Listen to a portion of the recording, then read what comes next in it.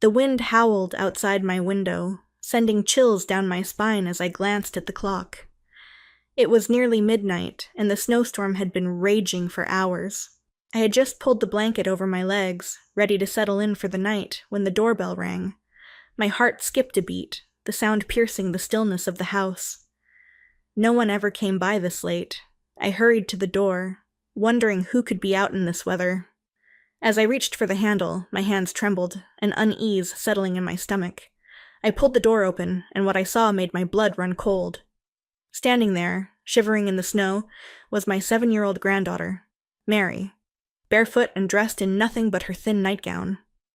"Mary, what are you doing here?" I gasped, pulling her into the warmth of the house. Her tiny body trembled in my arms, her cheeks flushed red from the freezing cold. Her feet, bare and nearly blue, were caked with snow. I quickly wrapped her in a blanket, my heart racing with 1,000 questions.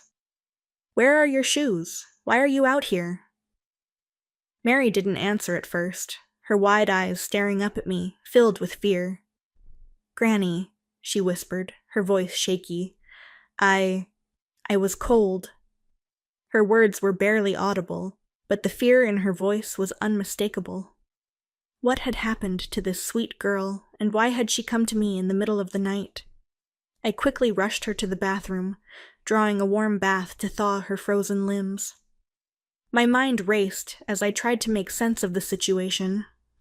Something was wrong, terribly wrong. Mary shouldn't have been out in the snow, alone and barefoot. Her mother, Karen, should have been with her, tucking her into bed. But instead, here she was, in the dead of night, seeking refuge with me. As Mary soaked in the bath, I grabbed my phone and called Karen, my daughter-in-law. I dialed quickly, hoping for an explanation, but my anxiety only grew as the phone rang and rang. Finally, Karen answered, her voice groggy and annoyed. "Sarah, why are you calling so late?" she asked, her tone cold. "Karen, Mary is here with me," I said, my voice trembling. "She showed up at my door, barefoot in the snow. What happened?" There was a long pause on the other end of the line. I could almost hear the wheels turning in Karen's mind, trying to come up with an excuse. When she finally spoke, her words made my blood freeze. "That's impossible," she said flatly. "Mary is sleeping right here, next to me." For a moment, I thought I had misheard her. But no, Karen was lying. I glanced back at the bathroom, where Mary was still soaking in the tub, her little body trembling from the cold. My heart pounded in my chest as Karen continued speaking. "You must be mistaken, Sarah," she said, her voice growing more irritated. "Mary is in bed, asleep. I don't know what you're talking about." Anger surged through me. How could Karen lie so easily? How could she say Mary was with her when the poor child was here, shivering in my house? "Karen," I said, trying to keep my voice steady, "Mary is not with you. She is right here, in my house." But Karen didn't respond. Instead, there was a soft click, and the line went dead. I stood there, staring at the phone in disbelief. What kind of mother would lie about her child like this? What was Karen hiding? I felt a knot tighten in my chest as suspicion crept into my mind. Something had been off with Karen for months, ever since my son Brian had left for his overseas work assignment. She had become distant, cold, and now she was lying straight to my face. The following morning I decided I needed answers. Brian had been overseas for 6 months, and in that time Karen had slowly pulled away from me. She used to visit often with Mary, and we were close. But after Brian left, the visits became less frequent. I had assumed she was just busy, adjusting to life as a single parent while Brian was away. But after what had happened last night, I knew there was more to it. I thought back to the times I had tried to stop by their house, only to find Mary outside, alone, waiting for her mother to come home. It wasn't right. Mary was just a little girl, and yet she was being left to fend for herself. I had thought it was a temporary situation, that Karen was just struggling to balance everything. But now, I wasn't so sure. I called Brian later that day, hoping to hear his voice and gain some perspective. He had always been a devoted father, and I knew he would be devastated if he knew what was going on. But when I dialed his number, the call went straight to voicemail. Of course, he was likely in a meeting or unable to talk due to the time difference. I left a brief message, telling him I was worried about Mary and that we needed to talk. But deep down, I knew I couldn't wait for him to get back to me. I had to get to the bottom of this on my own. That evening, after Mary had fallen asleep, I decided to drive by Karen's house. I needed to see for myself what was going on. When I arrived, the house was dark, no lights on inside. I parked my car a little ways down the street, not wanting to draw attention. Something about the situation didn't feel right. I sat in my car, watching the house, waiting. After a few minutes, I saw movement, a figure moving inside, silhouetted by the dim glow of a phone screen. My heart raced as I realized it wasn't Karen. It was a man, tall and broad-shouldered, walking through the house like he belonged there. My hands gripped the steering wheel as a sickening feeling washed over me. Who was he? And where was Karen? I watched in horror as the man moved toward the back of the house, disappearing into what I assumed was the bedroom. I felt a surge of adrenaline. I had to know the truth. Without thinking, I got out of the car and crept toward the house, my footsteps muffled by the snow. When I reached the window, I peered inside. My heart pounded in my chest, my breath fogging up the glass. Inside, I saw Karen, laughing, talking animatedly with the man I had seen earlier. They were sitting close, too close. I watched as she reached out, touching his arm. Her face lit up with a smile I hadn't seen in years. The realization hit me like a ton of bricks. Karen was having an affair. My mind raced as I tried to make sense of it all. How long had this been going on? Did Brian know? What about Mary? The questions flooded my mind, but one thing was certain.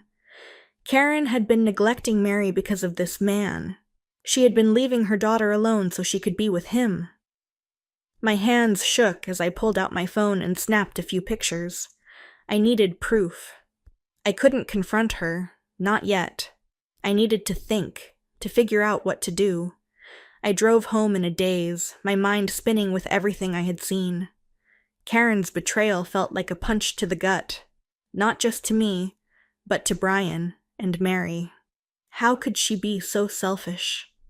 When I got home, I checked on Mary, who was sound asleep in her bed, completely unaware of the storm brewing around her. I sat down in the living room, staring at the pictures on my phone, wondering how I was going to break this to Brian. He needed to know, but I also didn't want to destroy his life from thousands of miles away. As I sat there, I heard a soft noise, a voice. At first, I thought it was Mary, but then I realized it was coming from my phone. I had accidentally redialed Karen. For a moment, I considered hanging up, but then I heard something that made me freeze. "I wish Brian would just stay overseas," Karen's voice whispered through the phone. "It's so much easier with him gone." My heart pounded as I listened in disbelief. "What about Mary?" the man's voice asked, sounding casual, like they were discussing the weather. "She's just a burden," Karen replied coldly. "I'll figure something out, but right now, I don't care." I felt sick to my stomach. How could a mother speak about her child that way? I listened for a few more moments, but I couldn't take it anymore. I ended the call, my hands shaking. I had to do something, but I wasn't sure what. The one thing I did know was that I couldn't let Karen continue to neglect Mary like this. The next day, I dropped Mary off at school, my mind still reeling from what I had overheard. I couldn't shake the image of Karen laughing with that man, or the coldness in her voice when she talked about her daughter. After I left the school, I drove back to Karen's house. This time, I wasn't going to sit outside. I needed answers. When I knocked on the door, Karen answered, looking surprised to see me. "Sarah," she said, forcing a smile. "What are you doing here?" I didn't waste any time. "We need to talk, Karen. I said, my voice firm. About what? She asked, feigning innocence. But I could see the flicker of fear in her eyes. She knew what was coming. About last night, I said, my voice trembling with barely contained anger. Karen's face paled, but she quickly recovered, putting on a mask of indifference. I don't know what you're talking about, she said, crossing her arms. I pulled out my phone, showing her the pictures I had taken. Don't lie to me, Karen, I said, my voice low. I know everything. For a moment, Karen looked like she might deny it, but then she sighed, her shoulders slumping. Fine, she said, her voice bitter. Yes, I'm seeing someone, but it's not what you think. Brian doesn't need to know. I stared at her in disbelief. Not what I think? You're leaving your daughter alone, lying to me, and cheating on your husband. What do you expect me to think? Karen's eyes flashed with anger. Don't pretend like you're some saint, Sarah, she snapped. You don't know what it's like. I've been lonely. Brian's been gone for months, and That's no excuse, I interrupted, my voice shaking. You're a mother, Karen.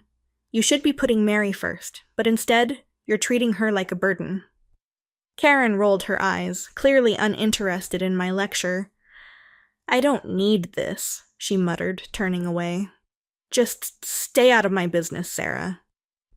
But I couldn't stay out of it, not when Mary was involved. I'm not going to let you keep neglecting her, I said, my voice firm. If you won't take care of her, I will. Karen stopped in her tracks, her back still turned to me. For a moment, there was silence, and then she laughed, a cold, bitter laugh that sent chills down my spine. You want to take care of Mary? She asked, turning to face me with a cruel smile. Fine, you can have her. She's been nothing but a problem anyway.